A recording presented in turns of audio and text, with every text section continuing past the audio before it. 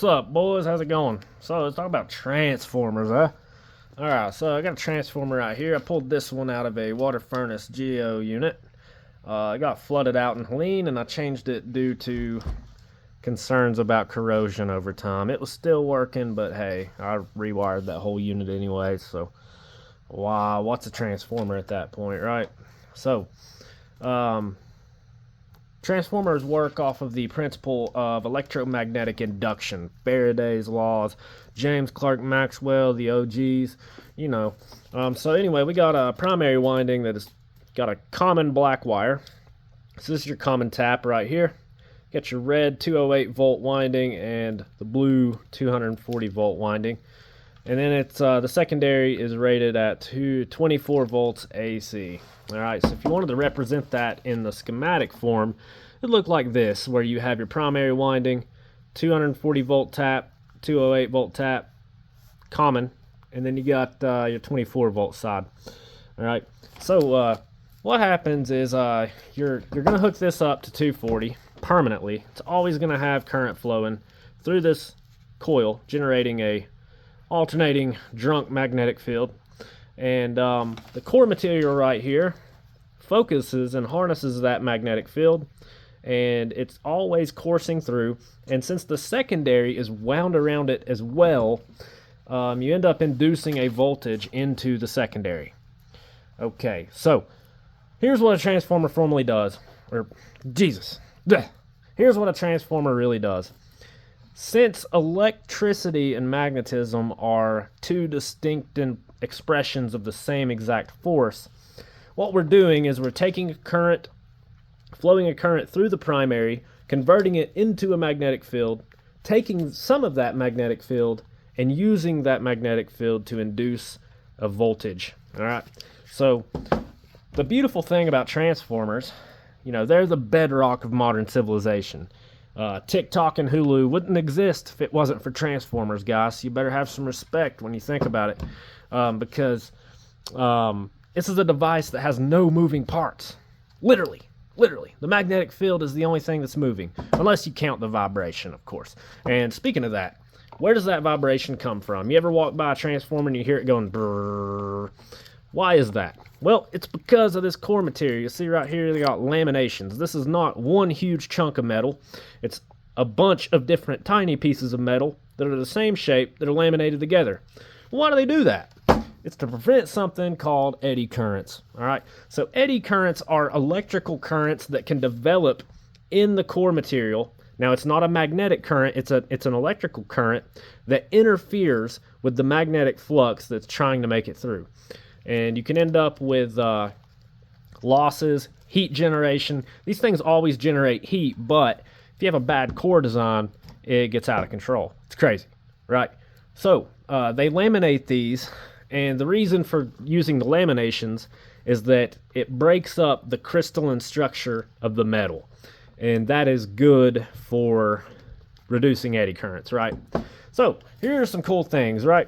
So we can check the inductance of this coil, the primary coil first. Typically, in an HVAC step-down transformer like this, the inductance on the primary is stupid high. It's like usually between 1 or 2 henries of inductance. So henries is just like farads for capacitors. It's a unit of inductance, whereas the farad is a unit of capacitance. Capacitors store energy in electric fields. Inductors store energy in magnetic fields. All right, so let's change this to the 2 Henry scale, and we can see that we've got 1.569 henries of inductance on this guy. But watch this. Watch how cool this is. So I'm taking the secondary wires are in my hand. They're the wires that are on this side. Watch what happens when I short out this secondary. Oh, Lord. All right. And then it comes back. Then it goes away. Then it comes back. All right. So what's happening? If you think about it, this transformer coil has an impedance of some sort, and it's largely inductive. So we got, let's check the resistance of this coil. So we got 24.6 ohms of resistance. And then we have 1.56 henries of inductance. All right, so breaking it down, inductive reactance, the opposition to current flow offered by an inductor is equal to 2 pi times the frequency times its inductance. All right, so this, let's see how much impedance this primary would offer at no load. So 2 pi times 60 hertz for the power grid times 1.56. That is 588 ohms. That's a lot bigger than 24, right? So that means that the impedance of this primary coil is going to lean inductive. It's going to have a slight resistive element to it, but not very much at all. And yeah, so what's happening here is, you know, this LCR meter, even though it's just a meter, it is applying a voltage across this primary, which is in turn driving a current through it. And we're just doing that for the sake of being able to measure it. Okay? But what happens is anytime you flow a current through a wire, you generate a magnetic field. Now, what's happening is we're using the magnetic field to induce a voltage into the secondary wires. But if we take these secondary wires, since they're open, there's no current flow whatsoever through these two wires. It's just open, all right? But if we touch them, then current will flow through the secondary. And what's happening is the secondary current is actually generating its own magnetic field that opposes the magnetic field of the primary. This has the effect of increasing something called the reluctance of the core material, which causes it to saturate quicker, which drives down the inductance of the primary coil. And if you were to do this with 240 here, yeah, this transformer would be bye-bye. Actually, psych, it wouldn't be, because we got this resettable fuse right here. But if we didn't have that resettable fuse, you're getting a new transformer, lady. All right, so here's something else cool. Let's do something really cool here, right? So you got black and you got blue. This is our 240 volt. This is the full extent of the primary winding, and we're going to measure again the inductance of this, and we're going to find the turns ratio of this transformer just chilling right here, right? We don't have to put an AC voltage to it. We don't have to risk blowing it up or hooking it up backwards. We can just do it like this, right? So we got 1.566. All right, so it ends up, there's an equation that says that the turns ratio, sorry, I sprained my wrist over the weekend, is equal to the square root of the inductance ratio. So L primary over L secondary. All right, so we know it's supposed to be 240 right here. So let's do this. See what we get. Let's measure our secondary inductance now. It's going to be a lot smaller, so I'm probably going to have to turn the resolution of my meter down somewhat. But, you know, you get the picture. So 0.2, so we're going to turn it up to get as much accuracy as we can. So we've got 19.38 millihenries of inductance. Okay, so now we just plug that into our calculadora here. So what is the square root of 1.565 divided by 19.38 millihenries? And we end up with a turns ratio of about 9. All right. And so most of you HVAC guys, if you're familiar with this, you know that even though this transformer has a nominal secondary voltage of 24, it's more likely it's going to be between 26 and 28. All right. And same with the 240. It's rarely just 240 anymore these days. It's more like 245, 248, even 250 at times. I've seen a couple of houses that had that. So what we can do is we can actually invert this, turn it on its head. So let's just put this all in parentheses. I don't know if math will allow me to do this or not. Let's see if we can just take the inverse of this. Come on, dude. Don't do me like that.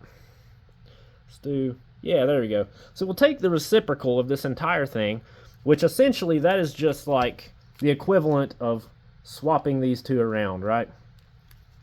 So if we were to reverse the order of these, this is the number we would end up with.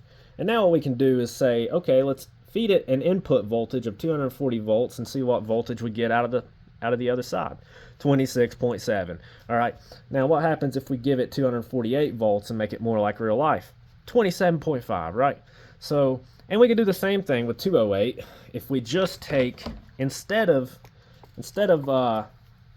black to blue, let's do black to red, and we'll do an input voltage of 208. See what we get. All right, so our inductance on that one is out of range at this point, so we need to turn it back up again. So we got 1.181. All right, remember that. 1.181 here. Okay, so with 208, what do we get? 26.6, dog. All right, and if, you know, we know that in the field, 208 is more likely to be like 213 or so. And so, yeah, you can just use an LCR meter. You can check inductors, resistors, capacitors with this. Do not use this on anything live. It says max 36 volts, and they mean it. All right, this thing will blow up in your hand if you put it across any type of voltage. So, yeah, that's how you can learn everything you can about a transformer. Now, use this test with care. This will help you identify unknown transformers, like if this label's gone, or, for instance, like in that voltmeter right there, that one, it has a transformer inside that has no markings whatsoever. This one has like 2 or 3 transformers in it. This one's military, so it does have actual, you know, labels and ratings and stuff printed on it, but it's pretty rare in old equipment to see that. And then even this up here, oh, let's show you something else. Let me show you something else real quick. Let me zoom in. So I got a Variac right here, right there, and this is called an auto transformer, is what that's called. It's a little bit different. It doesn't have 2 separate coils. It's basically one single tapped coil that you can rotate. And this was a power supply that I designed. So what you can do, this is an isolation 1-to-1 transformer. This big boy is heavy. But what you can do is you can put anywhere between 0 and 120 volts on that outlet right there. And you can power up old test gear like the signal generator right below it safely without worrying that you're going to blow the transformer out of it or whatever. It actually works on auto transformers too. So in the middle, now I do not have this thing plugged in. You can see it's not on.